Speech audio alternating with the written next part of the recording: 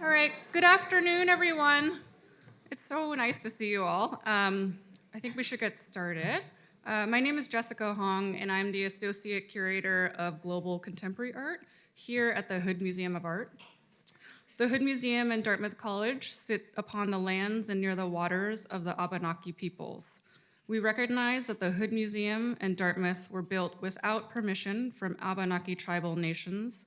We acknowledge the significance of this place and the continued existence of Indigenous people, and we commit to building respectful relationships with those who call these lands home today. So before this evening's talk, just a couple of housekeeping notes, and also to comply with our legal fire codes. Please silence or turn off your phones. Restrooms are located in the entrance lobby, and do take a moment to familiarize yourself with the 3 emergency exits, one right behind me in the front of the theater, at the far back, as well as the main double doors where you entered. And it's such a great crowd here tonight. If you're able, I kindly ask you to please move inward in case people are kind of trickling in, so people don't have to stand. But we're delighted to see you all here for the annual Dr. Alan Root Contemporary Art Distinguished Lectureship. Named after Dr. Alan Root, who graduated from Dartmouth in 1955 and attended Dartmouth Medical School, ultimately receiving his MD from Harvard, Dr. Root's children established this lectureship in honor of their father's 70th birthday. Because of Jennifer, Michael, and Jonathan's incredible generosity on behalf of their father, since 2004, this lectureship has allowed the Hood to invite leading thinkers, makers, and cultural producers of our day and engage in critical and sustained dialogues at the museum with the Dartmouth community and broader publics, which is at the heart of the Hood's and the college's mission. Dr. Root and much of the family, who have also a lot of Dartmouth connections, are actually here. Many of them are here with us tonight. And I've learned it's a tradition to ask Dr. Root and his family to stand. So I kindly ask the Roots to stand or at least wave so we can acknowledge you.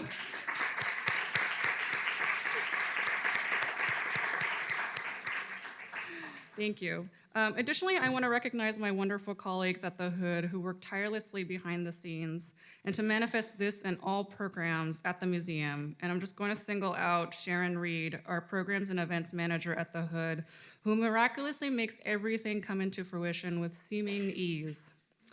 I also wish to extend my thanks to the facilities, safety and security, tech and media staff, conference and events, and all the departments on campus that make Dartmouth run.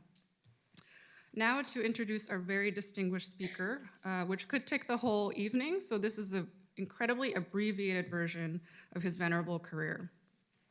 Professor Darby English is the Carl Darling Buck Professor of Art History at the University of Chicago and the director of the multidisciplinary Carla Scherer Center for the Study of American Culture at UChicago. He is associate faculty in the university's Department of Visual Arts and the Center for the Study of Race, Politics, and Culture. Concurrently, he is adjunct curator in the Department of Painting and Sculpture at the Museum of Modern Art in New York, helping to expand its collection, as well as focusing on the presentation of the museum's collection. English understands that one of the critical ways in shifting entrenched institutional practices is through its permanent collection. Because of its permanence, it holds the museum continuously responsible to care for these works, contextualize and recontextualize these works for all publics. English is also the author and co-editor of numerous books and periodicals, including, among others, Blackness at MoMA, co-edited with Charlotte Barat, which was just published about last month. So huge congrats on that. The initial prompt to invite Professor English for this particular Root lectureship, on top of his esteemed scholarly career, was after I read his book, To Describe a Life, Notes from the Intersection of Art and Race Terror, published earlier this year by Yale University Press. Recalling Michael Brown, Philando Castile, Eric Garner, Laquan McDonald, Tamir Rice, Ayanna Stanley Jones, Alton Sterling, Botham Jean, just to name a few, to paraphrase, English explains, this work was occasioned by the ongoing event of the hyper-visible destruction of Black life. I wanted to think about the swelling unpleasantness of Black experience in the United States with art as my chosen tool, end quote. In each of the essays, we experience English working through an object or project, but rather than single fixed readings, English reveals the work's multiplicity, inviting us to see and contemplate divergence and nuance. Furthermore, to use his words, each work entails an exercise of agency, which has at its basis and its framework the picking of options from what the future holds. The New York Times described Professor English as an uncommonly thoughtful art historian who says that interpreting a work of art is never straightforward. As seen with all of the audience members here tonight, his work, his uncommon thoughtfulness clearly, at the very least, resonates, and it's an honor to have him with us this evening for this year's Root Lecture. After his talk, there will be a brief Q&A session and a reception in the upstairs atrium to continue the conversation. Now, please help me welcome Professor Darby English.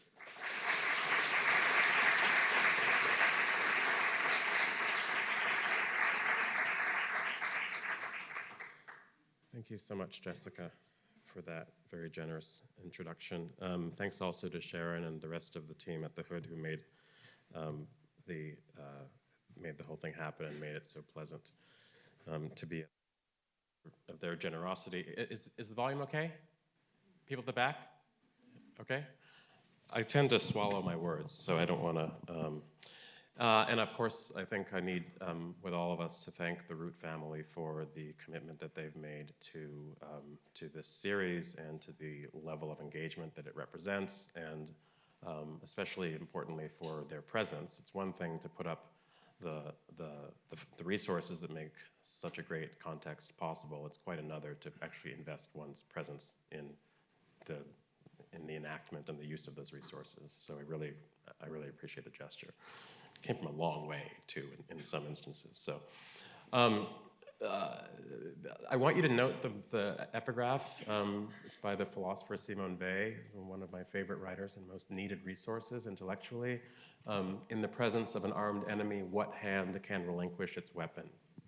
I'll come back to it and I'll try to say a little bit about what I mean by it or what I'm trying to do in using it in a few minutes. I also want to give you just a little bit of context about the talk, the paper.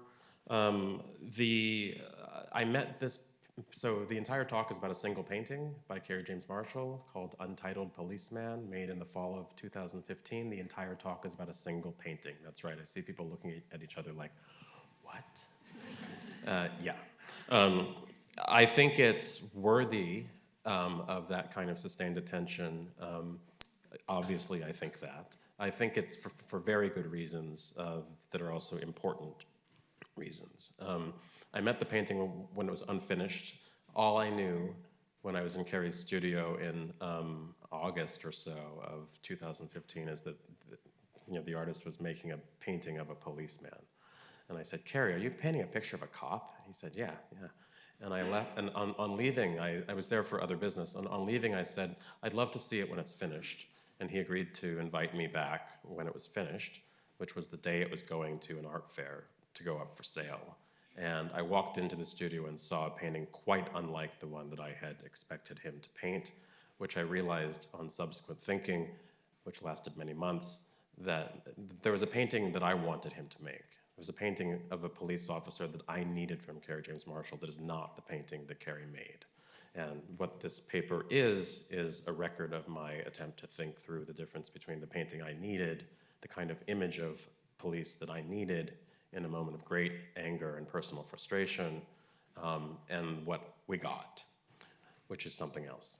Okay, so that's the backstory, and I think it's an important picture because it nuances a subject about which we don't talk about this subject with any nuance at all. That's the whole problem. I'm very drawn to any tool that makes it possible to speak with nuance about stuff that doesn't get nuanced.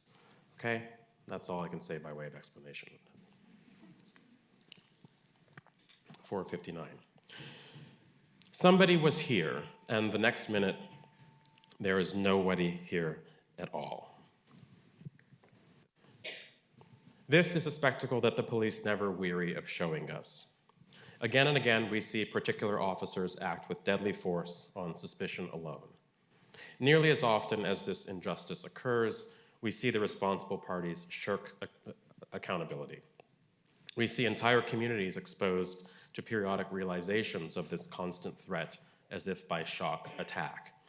And in a majority of the recorded cases, we see those who realize the threat disappear astonishingly quickly back into the force, restored to the protections that the sheer scale and uniformity of the law enforcement interface afford. One effect of which is to make each officer seem indistinguishable from the next. In our state of heightened countervigilance, we, like too many of them, may see between the one and the many no really meaningful difference. How do I know that this one isn't the one? I myself have taken this view of the police since age 16, and in the meantime I've had cause, on many more occasions than I cared to recall, to strengthen my attachment to this way of seeing them. In such a situation, thought is one of the first things to go. Kerry James Marshall's untitled 2015 depiction of a black male police officer sees these subjects very differently. The work's disposition toward its subject is admirably, maybe even properly philosophical, oriented to the notion of reflection. Marshall's own disposition certainly is. It's his controversial opinion that a little thought could go a long way, especially among those of us who, amid the latest wave of police violence, feel specially targeted, and so reflexively ascribe ill intention to the very figure of the police. Marshall has a challenging critique of the entreaty generated early in the Black Lives Matter movement. Stop killing us. Marshall asks the protester to consider what it means, as he put it to me, quote, to require somebody else to make the effort and invest in your well-being, end quote. Indeed, Marshall insists that Untitled wasn't a response to the killings in Ferguson, New York, Miami, Cleveland, Baltimore, or any of them. His interest in the relations between black communities and their handling by local law enforcement dates to the Watts riots, which took place in Los Angeles when in the period of Marshall's youth. He says, quote, none of those particular, i.e. more recent incidents caused me to become more focused on it. What makes me more interested and attuned to it are the ways that within black communities where crime operates, we accept a certain kind of status and can only imagine ourselves out of that if somebody allows us to be. I mean, we're looking for permission to be human. The demand for more black police officers is supposed to remedy a problem that it's not the police force's to remedy. It's ours, end quote. Even in the face of epidemic killings of black citizens by police, Marshall's attachment to self-determination holds fast. The paint, and I gave you that image on the upper right, on the right for scale. This is a 5 by 5 foot painting in acrylic on a smooth PVC panel, framed in the same material, polished PVC with a bevel at the edge. That's really tacky, but it's just a frame. The painting and its suggestions are similarly hard to take, but their difficulty is manifest, describable, and worth taking time to understand. Utterly to be distinguished from Marshall's words about Black Lives Matter, the painting as such looks without judgment at a subject that we the people may find very hard not to judge. It's not enough to suggest that the picture looks neutrally at the stereotypically male figure, stereotypically male figure of strength and security. On its own, such a putative neutrality might seem an ill guessed in today's charged climate. In making the picture, Marshall took matters a step further by devising a compositional scheme that locates the viewer at roughly 4-foot eye level to the officer. In this way, Untitled gives us an image of the police officer as a child's eye view would see him, perhaps interpolating us to a point in our lives when a reflexive distrust of such people was unthinkable, when they may have symbolized security and rectitude, when we looked up to them, as it were, in precisely the way that Untitled asks us to do again, only now of all times. The talk that follows records my reckoning with what I consider the picture's difficulties, a word that I chose for the sake of being clear about what makes Untitled a crucial contribution to the national conversation about policing. At 60 by 60 inches, Untitled draws the viewer into extremely close company with its subject. This cocoon of nearness can grow uncomfortable fast, but a few minimally consoling distractions lie within. Marshall's lavish treatment with flattened acrylic of all 360 square inches of the surface yields a lavish image, which sets up densely despite laying flat against the support. Marshall planes the surface as he paints it, canceling the kind of buildup that would impede the eye's free travel across and around the whole image. Along the way, one observes a great deal of felicity in Marshall's handling of this white-hot subject. Clearly, there is much pleasure in the making. It helps to view the picture diagrammatically, as it comprises but 3 distinct zones of intense, concentrated interaction among just a few colors. Blues and yellows for the sky, grays and whites for the car, blacks and blues for the figure. This simplicity of plan, or more precisely, its integrated stillness, ratchets up the impact of the vibratory elements of the painting. Paradigmatic in this regard for me is the life in the shadows and the white car's surface, their chromatic uniformity shattered by Marshall's figuration of reflected light. It's from a perception of these that one realizes how much more there is to the situation than surface-oriented looking can possibly see. That is, despite the relative straightforwardness of its visual appeal, long and deep attention will be needed to see what makes the painting work. Marshall labors hard with the intricacies of his subject. A black male police officer in his professional setting, in precinct, presumably in the black community that has long served as the default setting for Marshall's figurative painting. Marshall is quick to insist that Untitled is not a portrait, that its setting is not the present, despite the image's topicality. With these disavowals, Marshall doesn't renounce the picture's realism so much as tip it into another register. He modeled the officer's head, for instance, against a headliner, a type of rubberized plastic figurine loosely depicting sports stars, only as a portrait head stuck atop a risibly disproportional body. Marshall adores the headliner's keen mimesis, especially their head structures. He says, quote, "I use them for form, say if I need to know how light hits a cheek, if someone's grinning or smiling," end quote, or staring impassively, as in the present case. Some years ago, Marshall turned away from life and photographic models toward these toys in pursuit of what he unironically calls realness.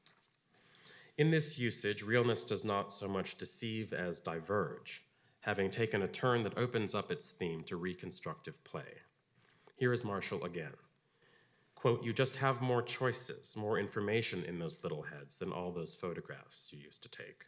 It's realness," he's saying, I call it realness because of the 3-dimensional spaces. From any side, any angle, you can get a sense of how the shapes play across the head at that angle. I use those heads where there are details that make for a more convincing image, because I'm shaping the presence of that figure. It doesn't have to just be satisfying, but also convincing," end quote. All these quotes are from my conversations with Kerry about the painting. Indeed, the toy model from which Marshall also painted the police car replicates a version of the police interceptor, itself a customization of Ford's Crown Victoria luxury sedan, decommissioned by the CPD, the Chicago Police Department, over a decade ago.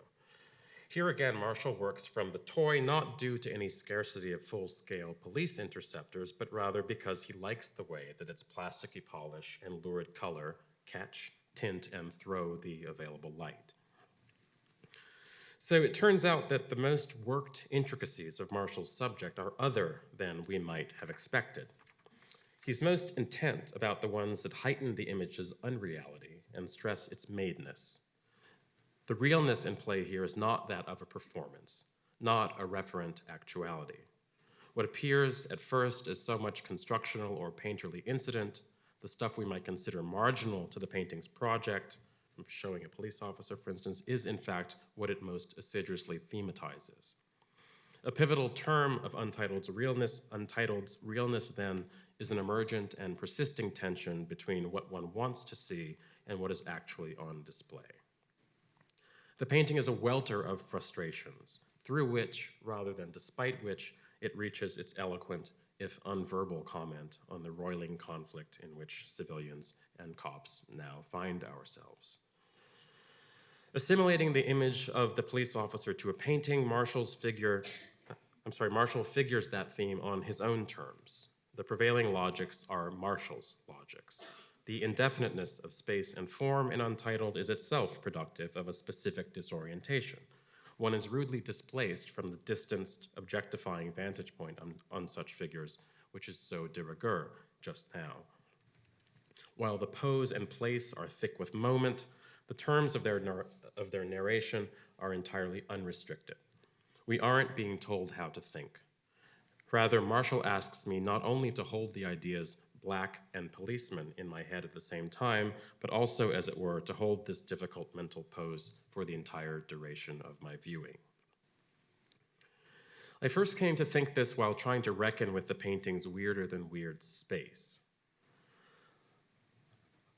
Marshall fitted considerable depth to the picture by the use of one-point perspective, only then to conceal the space thus elaborated. Such a treatment brings the representation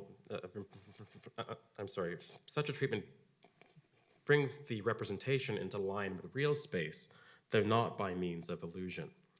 Because Marshall leaves it unindicated in the finished work, this space must be felt or remembered. Let me try to explain how I see this working. In the scene, the modeling of masses, stacking of parts, and overlapping of laboriously defined objects suggests a space greatly more extensive than what we actually see. A succession of frictions plays out across the relationships between the hood, the window, and the pursuit light, the car, the figure, and the sky, as well as the head and lamppost, not to mention the legs and car hood. Other compositional decisions ratchet up this tightness rather than relieve it. The cruiser behind and beneath the cop presses hard against his lower legs. The slanted windshield and sloping hood quicken this sense, confirmed at lower right, where an area of deep navy acrylic pools at the figure's knee. I'm talking about this moment right here, which is quite impactful in person. Pools at the figure's knee, suggesting back-weighted contact between body and surface. It's quite as though the figure we encounter is pressed up against the picture plane, sandwiched, if not a bit squashed, between it and the front edge of the parked car. At any event, a more extended activity and depth through bodily movement is denied to him. He is situated for our consideration. I should also mention that Marshall's supports arrive at his studio pre-framed in beveled plastic. So the fine white border around this figure, about 3 inches deep from the front of the painting to the wall, has been there all along, boxing everything in. It's taped off while he paints, and then the tape is removed, and this reveals a very strong edge. This is why I have it shown, I have it photographed on the wall, because I think you benefit greatly from that shadow and understanding just what a substantial object we're talking about. Which is to say that though Marshall's figure has exited his cruiser, he remains tightly enclosed in a carapace of plastic. I hope these look okay to those of you beyond Rokay. This sequence of preparatory perspective drawings shows Marshall using a traditional technique which draws the space outside the frame in order to determine how space will work within the painted picture. Use of such a technique is especially important when an image is cropped as tightly as this one. Perspectival orthogonals, the lines pointing to the horizon's vanishing point, marked in drawing 1 by a red dot where the x-axis intersects the y, these provide the continuity needed to establish believable planes. Making the experiment recorded in this drawing all the more needful is the fact that the officer has to feel to us like he's seated on the hood of a car. The drawings show Marshall tinkering with the composition too, towards similar ends. Originally, the XY conjuncture is drawn at the center of what would have been a much, much larger scene. To make it the square that it became, Marshall shortens the painting. In the old first lines, we see a cartoon of the whole legs, then a stage of heavier strokes that darken and crop the knees. The second drawing states Marshall's decision both to abandon the larger format and to square the final painting. In modifications to the arm at left, the drawings tell a similar story of spatial concentration, of everything coming more tightly together. Marshall moves it 3 times in the first drawing, redraws it, crossing the figure's lap more surely in the second, and in the third and final sketch, he positions it akimbo at the side hip pocket. In the final painting, the hand rests on the officer's back haunch. Needless to say, the figure's apparent psychological comportment changes with each adjustment recorded in the drawings. Imagine how different the picture would seem to us were this arm splayed across the hood of the cruiser, where the first cartoon places it.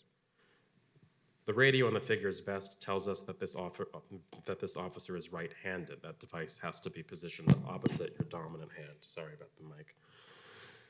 With the arm splayed across the hood, so far from his sidearm and his person, the officer is essentially off-duty. But the painted officer's vigilance, this I meet with a cautiousness of my own.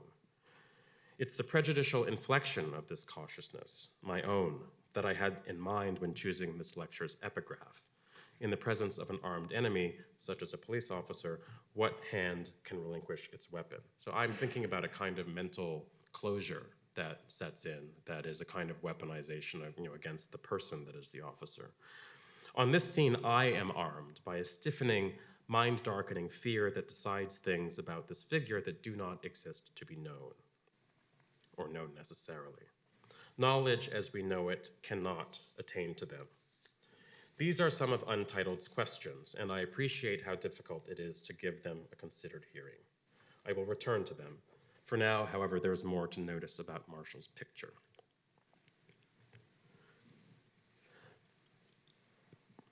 By the development reflected in the drawings, the painting denies us the relief of a condition where things could assemble less tightly. Nor is the contrast of ground, foreground, and background particularly sharp. The interval between foreground and background is bridged so completely by the car's variously articulated surfaces as to become canceled before our eyes. Here I would draw your attention to the swift horizontal marks in the blue light bar, the shard-like diagonals at the window, and the broad verticals describing the center of the car hood. One finds here an almost frantic graphic activity, but no movements in depth as free as those that one associates with other realistic images undergirded by the rules of perspective. These customarily permit a somewhat more open style of composing. By the sheer salience of the car and figure, a salience given by their bulky, heavily stroked massiveness, an extremely narrow stage is created for action. Effects of three-dimensional space are produced, but Marshall places the stress on its limits. Perspective's own concerted effort to create space is here constrained by intensely surface-oriented brushwork, color work, and illustration of the contradictory indications of light. These are all surface phenomena. So any motive, any formal motive in the picture that might want depth to appear or seem to appear is effectively shut down. Shells of drapery and costume, comprising no fewer than 5 distinct areas of abstract brushwork, envelop the figure. These drapes are enriched by pleats and undercutting, as well as by brushwork that revels almost impressionistically in lights and shadows, influences on surface color, and the way they disfigure both form and shape. All this intensifies the figure's massiveness, displacing it from any known site or context apart from this one right here, i.e. the site and moment of viewing. It's not the where or the what, but the how of this figure, as a subject of representation, that appears to count most. And of what is this figure a representation, if not the black male subject and the police and the systems of privilege and representation that produce and spectacularize their uneven relations with one another? It will be obvious that Untitled is not an image of the notorious antagonism between those forces, but of that condition of simultaneity or of common sense whose emergence frustrates oppositional politics as few other social facts can. In this connection, Marshall is eloquently self-conscious about not giving us what we may want or feel we need from this image. Quote, and this is not Kerry talking to me, this is Kerry talking to Helen Molesworth, I think, on the occasion of a show that was at the ICA Boston some time ago. Quote, for me, it was always challenging to have a figure in a painting that remains abstract. He means a person, an image of a person in a painting that remains abstract, his stress. An absolute presence, but also a complete abstraction at the same time. At a certain point, you let go of the subject matter and you let the treatment take the course it needs to take. You're making a picture, and then you say, how can I make a picture that does all the things I would like to see a picture do?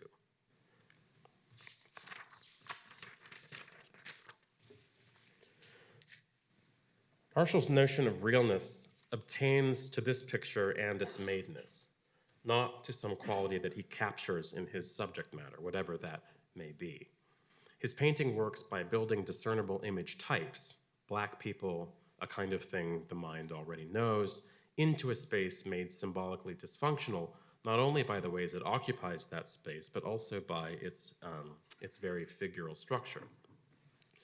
The field space is reduced so that its every element closes in on the surface. There we everywhere see the stroke work of the painter's brush, spreading edgeward, further pointing away from the horizon towards which the perspective lines rush. The subject even leans away from the vanishing point, but its appearance yields no opening. This is nowhere more evident than in the figure itself, its realness again being entirely defined by the terms on which it exists for Marshall. The face, especially, is a stage for Marshall's many reformulations, at least 7 of the 3 basic blacks provided by his acrylic manufacturer.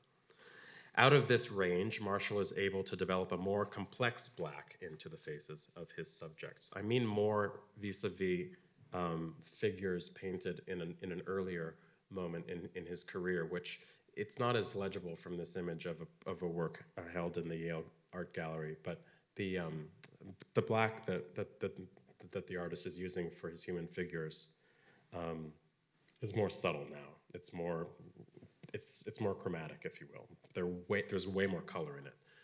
It's not as silhouette-like. It's not homogeneous in the way that works like the one on the right tend to look. This is not a very stark example of the comparison, but the comparison is there to be made. With this new black, Marshall is adjusting away from the solider, less complex faces that once were his trademark. Those faces look to him now like, quote, a kind of stylized decorative mode that's really flat, whereas by figuring out how to build some volume, my new black ends up rich and complex without having to sacrifice the blackness, end quote. When he said to me that the new skin allows him to be rich within the black, richness denoted the projections, recessions, planes, and corresponding tonal variations of a toy head, in which Marshall sees vivid signs of human dimensionality. In this way, Marshall controls or seeks to control his picture's signifying function by compelling the viewer to apprehend forms before recognizing images. That's a rather important distinction here, to apprehend forms before recognizing images. It's about the difference between cognition and recognition, which are, of course, profoundly different mental operations. Images divorced from role are means in a picturing process, which has representational primacy here. Another confounding spatial conundrum invites consideration. Sometimes a figure is so related to its situation that we infer unseen spaces. Behind and above the officer, Marshall carves out a radiant space that draws us, like the potent emptiness of a Whistler nocturne. The longer you look at the picture, the more it can seem that a certain kind of remembered vista unfolds beneath this sky, crawling into the obstructed background. In this memory image, a particularly irreal space seems to enclose the figure, backdropping him, surrounding him, and shaping the light that dramatizes his face, the pleats and folds of his uniform, and forms the shadows between and beside his legs. I say particularly irreal because fly into any mid-sized city after dark, and among the first impressions you'll take will be of its municipal playing fields and larger parking lots, over which hover soft-edged volumes of illumination. Just before landing, we see this lamping obliquely, and from this vantage can pick out discrete beams of post-mounted light which reach away from the dark sky above and gather indefinite but distinct volumes. These shapes appear especially integrated through moisturized air, but have no such geometric integrity when viewed from within, as the present picture reminds us without precisely showing it. I'm suggesting that we're inside of one of these cones of night light. This is a feeling that I came more and more to believe to be true the longer I spent with the picture. A few features of Untitled seem detached from the background, as if to suggest there were just such a space behind them. Here, Marshall suggests a depth more extensive than the compressed foreground and middle ground make thinkable. 5 gooseneck lampposts locate the subject squarely in a field much more spacious than the one we see. The lampposts and parts of the cruiser recede as if into real space. The light array on top of the car, or more precisely the plane that it brightens, implies but does not render forth the restricted but definitive platform of Gothic reliefs and paintings, nor even of more typical examples of Marshall's own 21st century figure painting. The enclosed interior of the police cruiser can be sharply contrasted with this open air. It comes to feel like an allegory of our own situation. With this, one's tight proximity to the figure becomes the more disconcerting, if also more understandable in its representational function, as though we were somehow, I don't want to say imprisoned, but just confined within the space with this figure. The background is simply the surface of the object upon which the figure is perched, and not itself a representation. As such, it lacks not only the presence, but also symbolic value. It is genuinely neutral, ground, horizon, and sky in their most general aspect. This is not a particular person in a specific place, but a kind of person in meditative suspension, at once related and external to a certain ready-made representational schema. He's perched between being and image. In this, we can grasp the conceptual character of the space world of this figure, who occupies one point in a very wide matrix, a resting point of utter singularity in a moral landscape. The only things that retain their quiddity are the lampposts, the unmistakable honeycomb grille of the Ford Police Interceptor, and some features of the uniform. To everything else in the picture, including the all-important figure, Marshall pays the kind of attention peculiar to a painter less concerned to imitate than to abstract. The grippingly gestural, space-defying character of the painting's remaining passages, how everything happens right here, the single-minded surface orientation of much of the painting, the hinting at a most uncanny locale, all of this recommends an absolute separation of the image's topical suggestions from the realities of the object Marshall arranged for presentation as a picture. Its descriptive ambition and difficulties of design do not make Untitled a more or less equivocal comment on police and policing. What the picture seems to effect is the expression of a wish that its viewer might herself perform this separation, or do whatever would be needed to permit the figure to be singular in this way, that she might accede to the work's claim and grant him his solitude as a body in space. And I guess I would also add anonymity. The current mediascape teems with stock images of the police officer. This is not one of them. The stock image is cognate with Simone Weil's Man of Force, about whom the philosopher offered her thoughts in a classic essay on the Iliad, written in the war year of 1939. Weil's Man of Force is consummately resistant to the fact that in scenes of conflict, the strong are never absolutely strong, nor are the weak absolutely weak. But due to a certain blockage of thought, neither is aware of this. They have in common a refusal to believe that they both belong to the same species. The weak see not the relation between themselves and the strong, and vice versa. In fact, when Vey characterizes the man of force, she does not distinguish between weak and strong at all. She writes, "The man who is the possessor of force seems to walk through a non-resistant element. In the human substance that surrounds him, nothing has the power to interpose between the impulse and the act, the tiny interval that is reflection. Where there is no room for reflection, there is none either for justice or prudence." Marshall, I think, figures that rare subject who cannot but also be present to the idea of his own annihilation. It appears for Marshall not hard to imagine how it could be otherwise for a black male police officer living and working at this moment. These guys have to be both. This figure's existence, anyway, is unthinkable apart from that simultaneity, which the painting actualizes in so many ways. Indications of light and light effects suffuse the picture, affecting our perception of all its manifest content. Mainly, these take the form of reflections that delocalize color, fracture form, and conjure substantial, unspecific presences. But Marshall limits light's pictorial function to powering his abstraction, supplying the linear, chromatic, and textural raw material that were needed to produce the tight, clenched, and excluding surface where we find the figure confined and reduced. It's by these less explicit engagements with the event and concept of reflection that Untitled makes of the officer a figure for the kind of thought that acknowledges the reality of affliction, that perceives the irreducibly human bond between assailant and victim. Here is Vey again. To acknowledge the reality of affliction means saying to oneself, I may lose at any moment through the play of circumstances over which I have no control anything that I possess, including those things which are so intimately mine that I consider them as being myself. At any moment, what I am might be abolished. To be aware of this in the depth of one's soul is to experience non-being. End quote. On the reading that I offer, Untitled presents assailant and victim in an indissoluble identification, such that we cannot say where one ends and the other begins. If this complicates the logic of stop killing us, it's by drawing together the parties who stand off in its graphic image of opposition.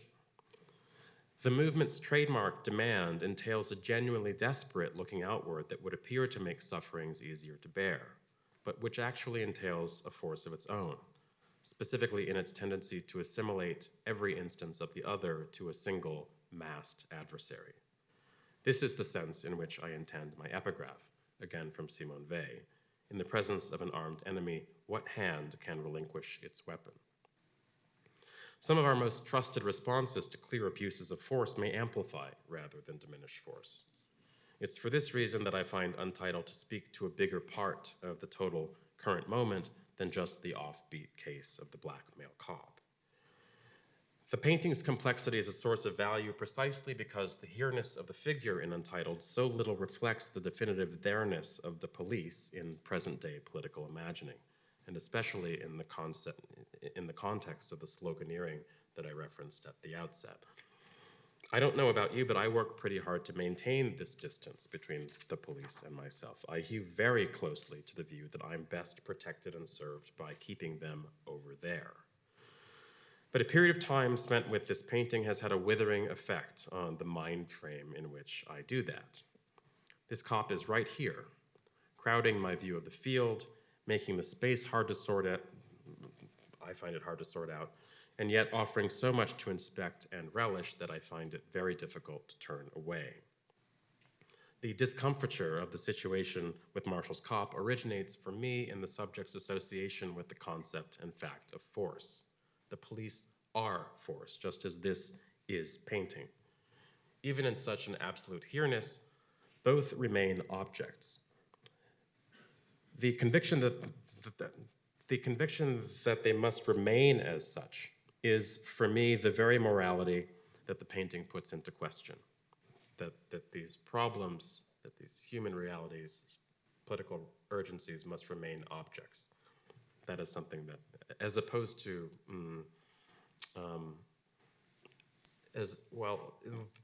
that these objects must remain distant and that we can only engage them through by means of abstractions as opposed to something more completely,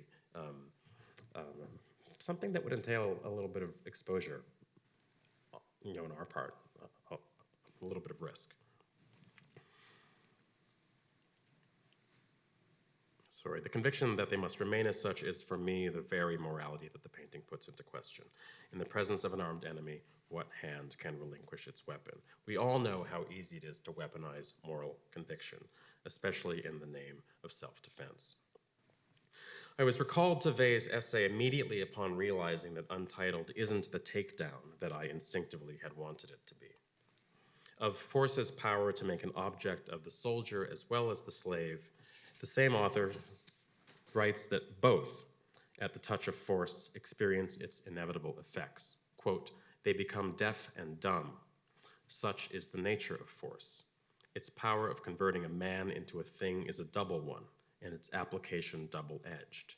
To the same degree, though, in different fashions, those who use it, force that is, and those who endure it are turned to stone. However caused, this petrifactive quality of force, the petrifying effect of the arrival of force in the mentality, twofold, always, is essential to its nature. A soul which has entered into the province of force will not escape this except by what Weil calls a miracle." To see in this image both conqueror and conquered, and I think the affects appropriate to each, is to see the work of a painter who chose a visuality from which no pre-formulated subject or concept, no ready-made political stance can distract us. What's here directly to be comprehended and reflected upon is a painting. The artist tackles one of the more topical themes of the day in a way that puts questions of pose ahead of the more politically urgent question of stance. It's a bold move made bolder in a moment when stance is paramount, when many want achingly for unambiguous images and consoling narratives. I have argued that the art problem here to be apprehended and reflected upon is in fact utterly political. It is the problem of being present to another living being, one who exists not to signify, but simply to be seen. The unexpected plasticity of this relation, full as it is of spatial and narrative enigmas, I mean this relation, not the paradigmatic one, runs diagonally to most portrayals of the crisis of relation in which, as I said earlier, civilians, like most of us, and law enforcement now find ourselves. From and within this solitude, these portrayals are extremely difficult to recover. One finds cause to wonder, rather than knowingly to assume, what really occurs at this conjunction. This invitation to revise received knowledge, it's difficult. To me, this difficulty feels salutary. There is always and everywhere the danger of falling back onto one of the many public options with all their hopeless confidences. But it's hard to do from right here. Marshall's articulation is certainly distinctive in our cultural moment, which seems to carry a taboo on dispassionate speech about policing, and citizenship. With no moralizing at all, Untitled invites us at once to see and feel other human urgencies that can become visible when I lessen the force of my own thought and vision, even about an issue that directly and deeply affects and even angers me. Here, Marshall restricts his fluency to the domain of visual expression. The principal effort was to produce a presence. The presence produced slows perception nearly to a crawl. In order to apprehend, you must be willing to reflect. Thank you.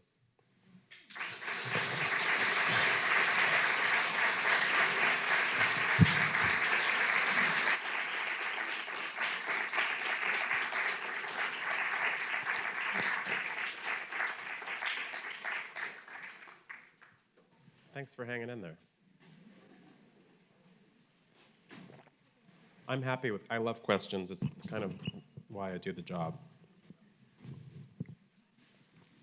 Mary? Thank you so much. Do we have a mic for the, there's a mic coming.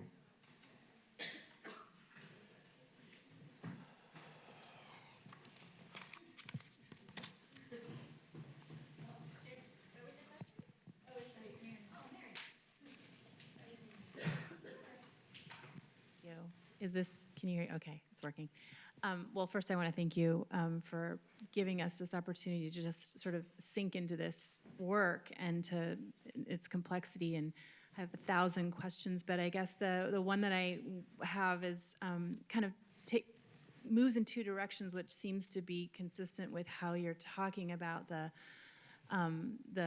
sort of I don't know. I'm using the word cognitive dissonance, but it's not what you're using in the painting. Mm-hmm. One is to ask you to sort of reflect a little or to talk a little to us about what you think a painting like this might be saying to our political moment, particularly with respect to the demands that are being made of painting to redress these sort of societal problems. And I'm obviously thinking of things like the Dana Schutz controversy, the Whitney Biennial, even the film Roma, right, where there's a whole sort of debate around whether or not the filmmaker should have found a way to accurately communicate the subjectivity of the protagonist. These kind of really hard demands that are being made of art, so that's one sort of direction the question goes in. And the other, of course, I guess for me, what's so poignant about this talk happening in this moment, and you referenced it at the beginning of your talk, which is we're all witnessing the kind of horrific outcome of this awful Botham Jean trial, right? Where in the same moment, our feed is full of images of his brother, you know, in a sense, laying down his weapons in the face of the police officer that murdered his brother. At the same time, we're seeing feed, you know, scrolling about outrage at the sort of shortness of the prison term. And so it feels as if this is a painting that's also, your talk and the way you're reading this painting is asking us to think about that experience of how do we sort of position ourselves within this mediated environment in which we're being asked to sort of engage this phenomenon in two kind of irreconcilable ways. Mm-hmm. One that would be, you know, pushing in the direction of a world where punitive responses to violence could be lessened for everyone, and one that pushes us in a direction where we need to continuously reflect on the vast inequities, right, between how a punishment is meted out in our highly punitive society. Mm-hmm. So it's... Yeah, thanks. The first one is easier than the second, so I'll take it first. What do I think the painting might be saying to the moment?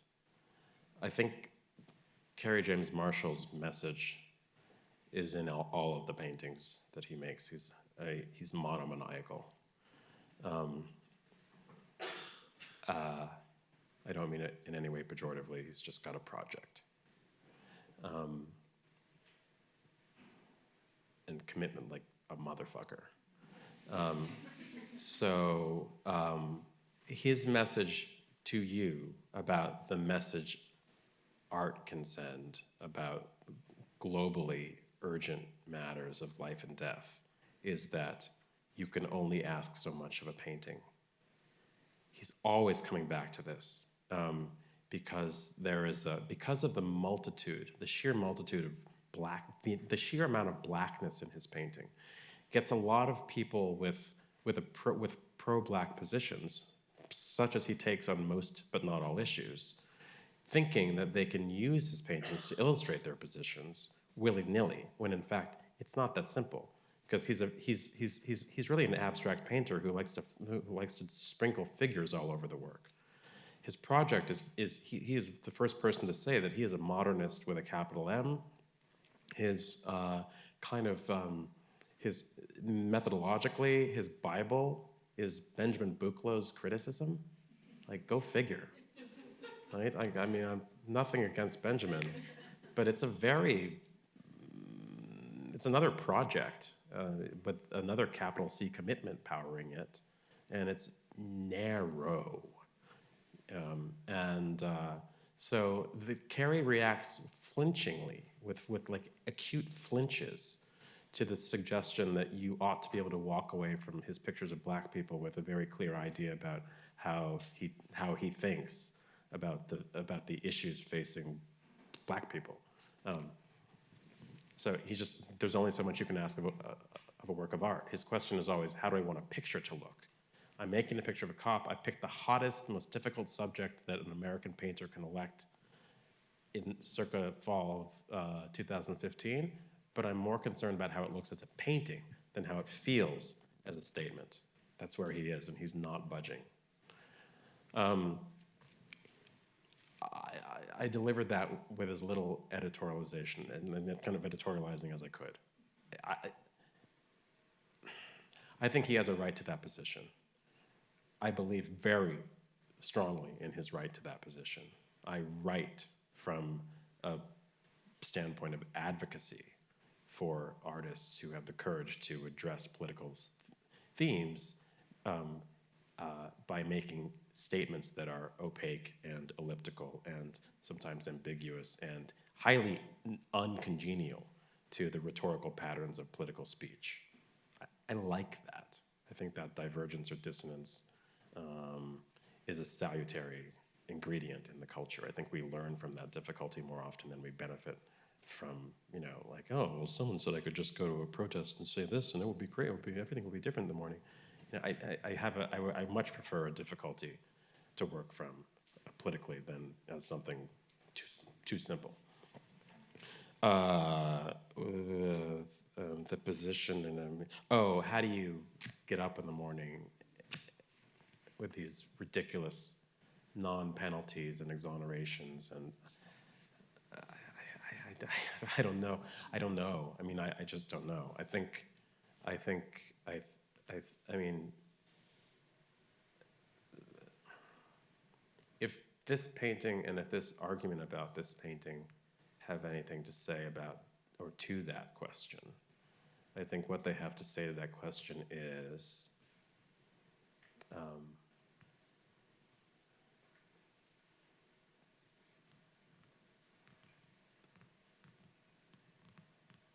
really unclear.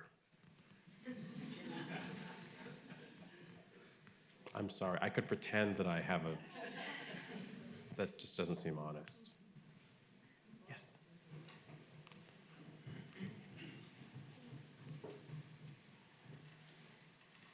For your talk, I've got a question about the quote where you talk about the distinction between impulse and action. Yeah. And earlier you made a distinction between cognition and recognition, which I found really interesting. And then form and figure, was it? I can't quite remember. You said that there was a... something. Sure, let's just say yes. Sorry. But Unless it's really decisive for your question. Well, my question relates to the structural conditions on which we can think about police violence, both through the lens of cognitive theory, possibly. How does certain acts that we think of as being both, I mean, they're conditioned socially, but they're also how that process plays out cognitively. How do acts of police violence, if thought to be not just a question of the volition of an individual subject, but produced under a wider set of structural conditions that we can also look at through the lens of cognitive theory. Yeah. And then thinking about what Marshall is doing with form and with notions of occupying that interval that you were talking about, where things haven't... The interval of reflection that can, but rarely does, occur between the impulse and the act. Yeah. Which I find really fascinating because, obviously there's a longer, you could go into this, but there's a longer history or debate around the figuration of the black subject and the stakes attached to that, of course the dangers attached to that, and of course he's fully aware of those dangers and problems. But he also wants to maybe to refuse a certain full abstraction, a notion that would just say that we have to cancel out representation because the risks attached to, showing this subject always, the risks of reification, objectification of violence, or projection, all those things. Yeah. Well, that's a lot. But I think, I mean, I don't mean to skirt the question by, I think I'll take a part of it. And I haven't looked much at the sociology of this trend, but I suspect that it would be very revealing to know how officers who have shot unarmed civilians have actually described what they saw that caused them to shoot. In other words, what cognitive process occurred, and how is the record of that process entered into the record of the legal proceeding that too often ends with a bogus, a slap on the wrist or a not guilty verdict, if it's even a legal proceeding, if there's even anything past CID. I have a hypothesis about that, which is that recognition of criminals, the recognition of criminals in non-criminals is a repeated and forceful factor in the mental kind of scenery on those occasions. In other words, well, I thought he had a gun, or I could swear that but when I looked from over there are always these they're legible as projections. I mean, like even when they're just reported straight out of the mouth of the reporting sheriff, speaking at a news conference with the clicks and the clicks, they sound like the projections that they are. We all know that a projection is a fantasy, but the legal status of projection, it seems to be utterly sound. Like a projection, the fantasy element of a projection, the fiction that every projection is, does not constitute reasonable doubt. It doesn't enter the legal record in the form of reasonable doubt. Why? Now that's to do with perceptions, not only the perceptions that these officers have of their victims in the field, but also how their redescriptions of what they've done and seen and how they were made to act because of the impulse they felt are then recognized, and how judges and juries perceive those perceptions. So you have a lot of layered perceptions into which are folded all of the millions of kind of microns of cultural information that we're always being given about the always already criminal nature of the black man, about the always already suspicious nature of the poor urban, like of the person, like persons of suspicion. Like we're all persons of suspicion to someone. Everyone is a person of suspicion to someone else. And the kind of perpetually, that's a perpetually moving target. And then, but suddenly these proceedings in which adjudication is supposedly taking place, it has to, for its own structural integrity, it has to hypostatize all of the moving parts. Everything has to come to a standstill. And I don't know where thought occurs in processes like that. I don't know what role cognition actually has to play there, because it seems to me like a circus of fantasy and abuses of interpretive power.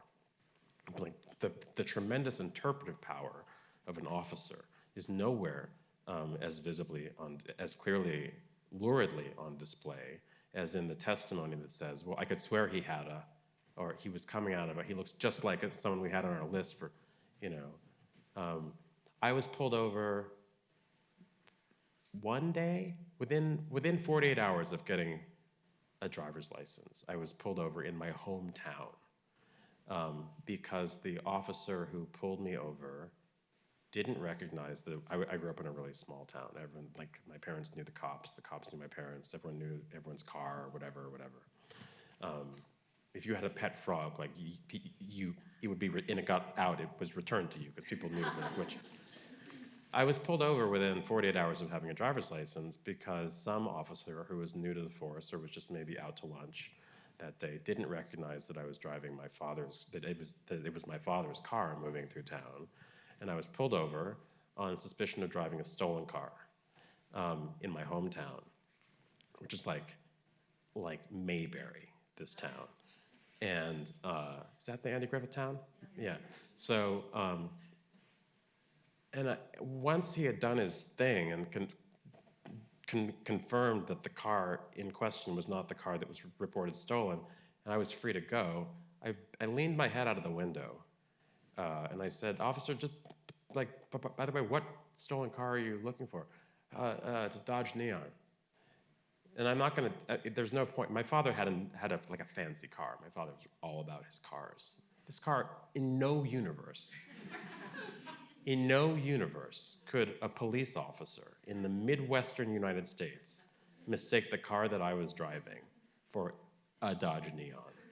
In no universe could the person with that, you have to know, like, late model, Ford, Grand, whatever. You have to, that's like part of the world that's how you have to see the world. To see the cars as late and new models and whatever. It was all about, he was scrambled, he got scrambled by the image of a black person in a car that he didn't want. He couldn't figure out why a black person was driving this car, and there was something wrong, and he had the pretext of stolen vehicle to use to pull me over. And I've been thinking about that ever since. I mean, I'm 45, I've been thinking about that ever since. Every time I get in Chicago, I mean, whoa, so that's a moment of cognition recognition. The cognition entailed a recognition of a criminal. He recognized a criminal where there was none, He recognized a crime, an apprehendable. It was a moment, I mean, I don't know, maybe it was late in the month and his quota was low, and I don't know what it was, but there was a crucial moment of deploying a recognition that wasn't truthful, and I was the means of that deployment. That's got something to do with what we're dealing with here, and this is why it's a very personal issue for me. Like, every single time I hear this news, I ask, like, well, why wasn't it me? Every single time.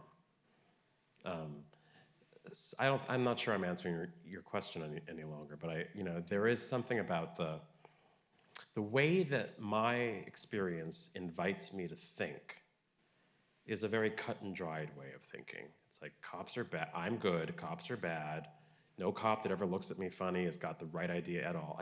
In fact, I've done plenty of things to warrant a second look. Stupidly, like drunk or high, whatever it is. Like, you're like, why are you standing on 14th Street with a joint in your hand, you idiot? Well, because I'm stoned, I forgot you can't do that. Like, that's legit, that's the thing that happened. I deserved it, and I was lucky. I walked away from that. I'm not, but there is a very clear, there's a clarity that my identity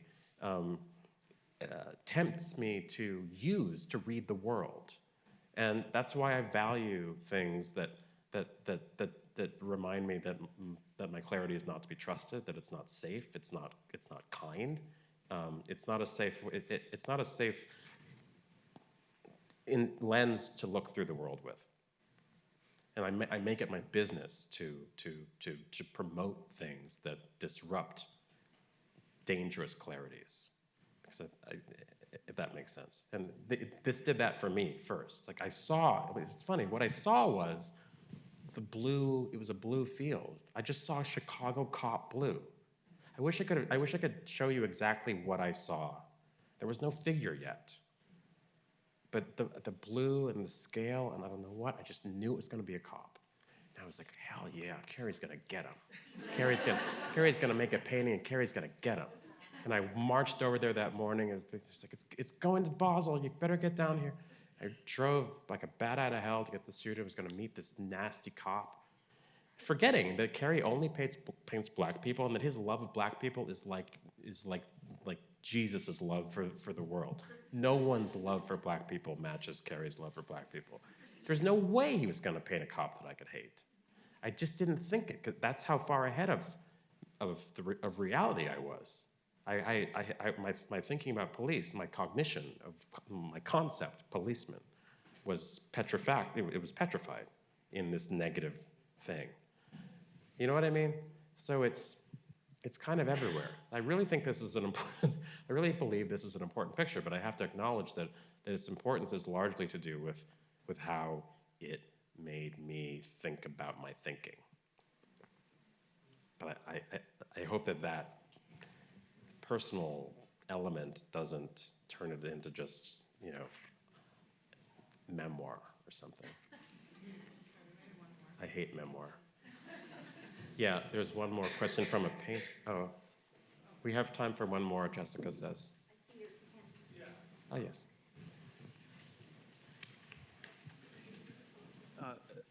Thank you so much for the great lecture and the unpacking of the singular image.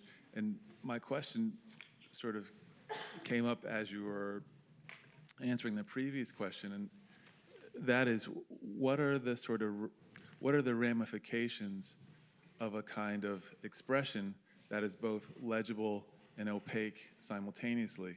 And sort of almost what is its function in the landscape? The prevailing landscape, art landscape, or cultural landscape. Yeah. What is its actual function? The painting? Yeah, Or the image type?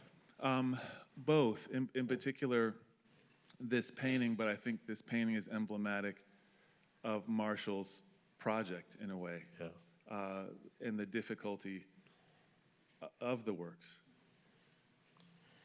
Because I think you've already talked about it, but there's a way that you just started to talk about it where I think you're showing the ramifications and the power of the image and of his project. Even though he might say painting can only do so much, I think the painting is demonstrating its complexity and its power. I'll stop there. Okay, thank you. So I think the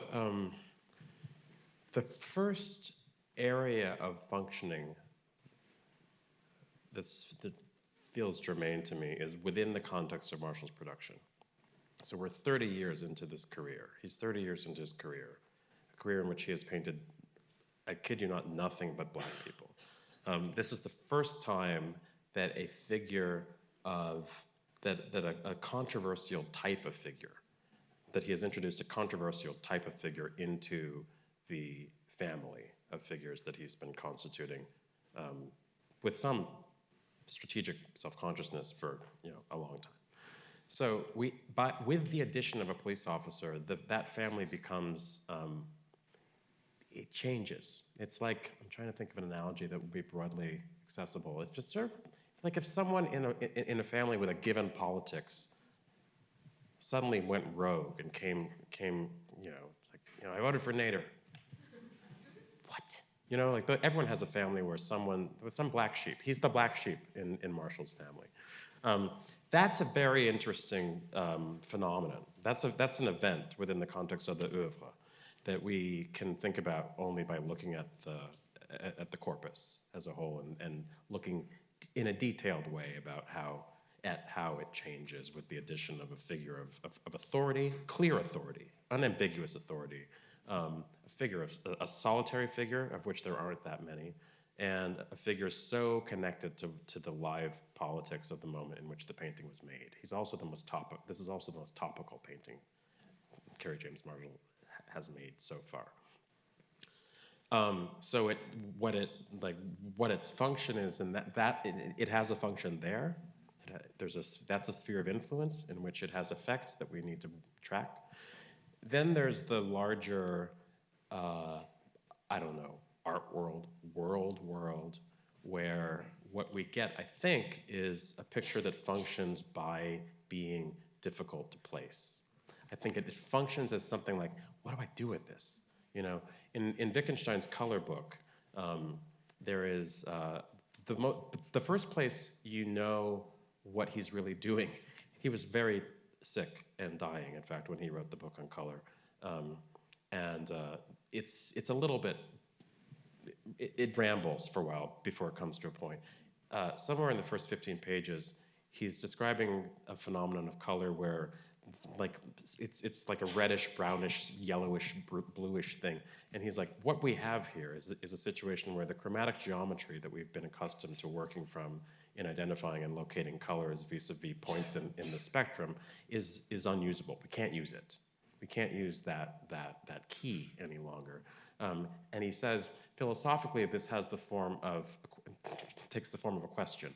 I do not know where I am. I do not know where I am. A color places me vis-a-vis color in a way that I do not know where, i.e. nothing in Goethe's, charts can help. Before this figure, before this image, we don't really know where it is. We know where we are.